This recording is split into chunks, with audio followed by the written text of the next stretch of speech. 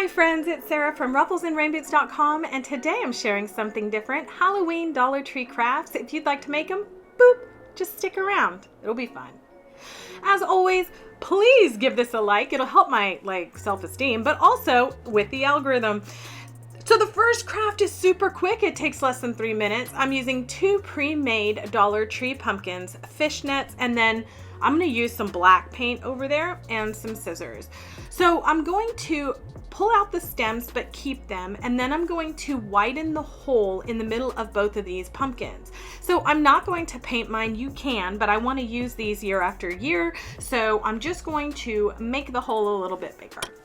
I'm going to use the Dollar Tree fishnet tights that come out every Halloween. And on the bigger pumpkins, you don't have to cut off that toe bit because it sits right in the middle on the bottom. However, for these, I'm going to cut off the end and then double knot it. And then I'm just going to take that double knot and shove it into the hole that I made right here in the middle. And then I'm going to do that on the other side as well. And then I'm going to paint the green stem that came with it. Just a black acrylic paint. Set that aside, finish the other pumpkin. Now, the other pumpkin had this cool gold one, and so I just popped that back in, and then this is what they look like completed. The kids absolutely love them. All right, so for the second pumpkin, it's the same idea using a Dollar Tree leopard print scarf and the carvable pumpkins.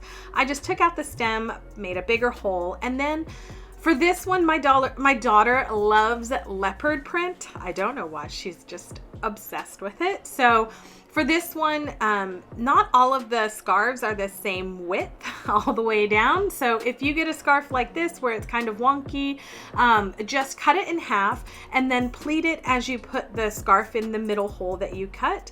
And then once you've done one side, turn the pumpkin and then do the other side. That way everything will get covered. Because my scarf was a little off, I have one little bump out section. I'll show you what I did with that. But I just painted the stem black, used a leaf off of a Dollar Tree pick, I'll show you in a minute, and then pop those in the middle. And again, for this little bump out piece, I just grabbed a sewing pin and put that right under the leaf to hold it down. And here is this one. Again, quick and easy, right? I'm going to use a Cricut for this next one, but you do not need to. You can use my files and just trace them onto Dollar Tree candle holders. And we need tea lights, and I'm going to use this orange vinyl. So the first thing is we're going to go into Design Space. If you don't have a Cricut machine or Silhouette, you're just going to do this, size it on like Microsoft Word or in any online program. So we're going to pop those into our software and size them to 2.5 inches tall. And do this separately because sometimes the design programs don't do what you tell them to do. I'm going to turn off the orange layer for the spider because I don't need it. And then I'm just going to make sure both of them are on my mat, and I am not mirroring. I choose vinyl, the default pressure settings, and then hit make on my thing, and here you go, my little machine. Chicka, chicka, chicka. If you have the Joy or the Explore Air, you can do the same thing. Now I am going to use a contact paper to transfer this because I'm using it for another project. And I'm pulling the mat from the vinyl, and then I'm cutting each individual piece. So just FYI, this is real time. I have no idea why I picked this thing up, but it's easier if you leave the piece on the table to weed it. I don't know why I picked this up. You'll see. I do this properly in a later craft, but you can see how quickly it is to just, even something as detailed as this spider. Super easy to weed. All right, you're gonna weed the other one as well. It's only 3 big pieces in the inside of some letters. So once we have those, we're gonna cut the contact paper to the right size. I love using contact paper on anything painted and on anything that's quick and easy like this with permanent vinyl. So simple. All right, so I just used my scraper to pop it down. You can see it's already coming up onto the tape. So then I'm going to just center it in my candle and then press the center on first with my fingers. And then I'm gonna use my scraper to make sure everything is down. I mean, seriously, this is real time, like super, super easy. So this one leg did give me a problem because it just wanted to stick to my tape, but look, all done. Isn't that so easy? I love permanent vinyl for quick and easy projects. All right, so we're gonna do the same thing for the second one using the same piece of contact paper. And then after I removed all the vinyl from my hands, I had random pieces on me. I just line this up. Now, one thing, I'll give you a tip about using round pieces on round items. Always make sure you're starting in the center and move out from there. And sometimes if you've not sized it correctly, you could have to cut the vinyl and overlap it in order to get it to sit flat. But these are perfectly sized for you, so you don't have to do that. All right, so I'm gonna use the heat for my hand and watch. Whoop, easy peasy to pull that off. So I'm gonna speed up this part where I cut open the tea lights, popped them in, and guess what? I added some fire. So here's what they look like just in the daylight, and here's what they look like all at nighttime. It's so cool. For the next project, it is a cute Halloween story cube. So if you have an early reader or a grandchild who's an early reader, this is the best. All right, so I'm going to pop these all into Design Space, size them for about 1 3/4 inches. I'm gonna do the same things, the same settings, vinyl, default pressure, and send that to my mat on black matte vinyl. So I'm going to say crafting took forever only because I used the Dollar Tree foam dice. I painted them and that took forever because it took 3 coats to cover. So I'm just giving you other options on what you can use. I would definitely use the Crafter Square Wood Craft Cube. Super easy to use that.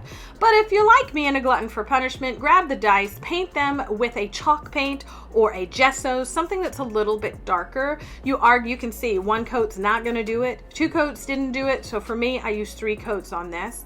And then while that was drying on the 3rd coat, I just basically cut out all of my pieces. So I did 2 cubes, by the way.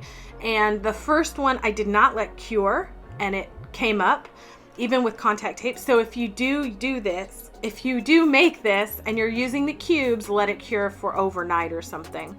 All right, so here you can see weeding on the table is a whole lot easier. All you're gonna do is pop up all of the overlays for all these things.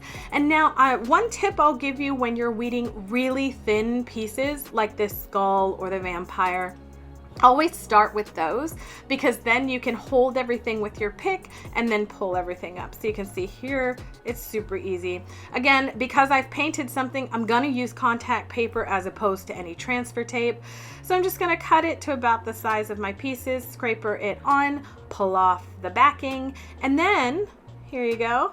You can't see it, but I promise you the cube is right there. I have no idea why my lights just started burning as bright as the sun, but you know, there you go. That's what happens in this business. So, all right, so I'm not gonna bore you with me putting all of these on, but I did, and y'all, this project is so cute. Use your fingers with permanent vinyl, get a new tape after 3 or so uses. And here's my last tip. Always take off the really tiny pieces that you can easily put back on, like Frankenstein. Look at him, here he is. He's so cute. Look, it's really fun. They roll it, they make up a story, and it's great for pre-readers. All right, the last fun Dollar Tree Halloween project took me 13 minutes. I am using the almost 7-inch styrofoam cone. I'm using a flour sack towel. This is, you can recognize the leaves, what I used earlier. I'm using scrap pieces of faux fur, but you can use yarn, anything for the beard. And I'm gonna use a hot glue gun, wire cutters, and scissors. Okay, so first I'm just gonna cut off one of the pieces of my Dollar Tree pumpkin stem over there, and that's gonna be my arms because this is a Dollar Tree project, y'all. And here you can see my arm piece was about 7.5 inches. Doesn't matter, I ended up cutting those down. Some would say I cut them too short. So I'm just going to half that and then set those aside because honestly, now is the Coolie McCoolie part, and that is opening up the flour sack towel. If you have never used these, they're massive, by the way, just absolutely massive. So you're going to want to do 2 things for this particular project. Fold it in half and cut off this really thick hem. So you're just not going to need, we don't want it to look really nice and finished. We want it to look rough and jagged. So I'm going to cut that off, pull out the little tag that came off as well. Okay, so you're going to fold it in half and then fold it in half again. So you're left with this sort of, it's not a square, it's a rectangle, but you're gonna cut that down. So at most, you're gonna use 2 of these like quarters, but I didn't even end up using that. So now I'm gonna cut that in half again and then put the other one aside because we absolutely will not need it. There's a little tiny seam on one side, so I'm gonna cut, or on 2 of those, so I'm gonna cut that off as well. Now, two ways to cover the styrofoam cone. The really fancy way is to fold one of your pieces in quarters and sort of round off that edge. So I'll show you what it looks like when you open it up. And then you cut it in, or fold it in quarters, and then cut it on that fold as well. And this is what you're left with. Biggity bam, and you can roll your cone. But if you're like me and you have a whole bunch of other pieces of flour sack towels from other projects, I'm gonna show you how you don't have to do all that business. So first, size your arms. Again, I ended up just sticking mine into the cone, measuring for my beard to see if my scrap was good. And then I'm just going to start cutting strips, and I just start the cut with the scissors and then rip them all the way down. So here I'm cutting things off, and then because you're left with, you don't have to have a billion of these strips, right? So because you're left with these larger pieces, just use those, fray them up a little bit, and then look, just hot glue it on. So just a tip, you can use your hot glue finger guards for this, because that's hot when it seeps through the flour sack towel. Just FYI, I will get them in a second, but I wasn't really that smart when I started this. I was trying to like come up with quick and easy projects. So all I did was cut a couple of holes, stick my arms in through it, and then finish out the whole bottom with this one piece. I use that piece again later on. And then I'm just going to wrap the top as well and just roll it around the cone and then glue down the very top. Easy peasy, like seriously, this takes no time. So now I got my hot glue guard out because these strips, they're gonna be a lot of gluing on these strips.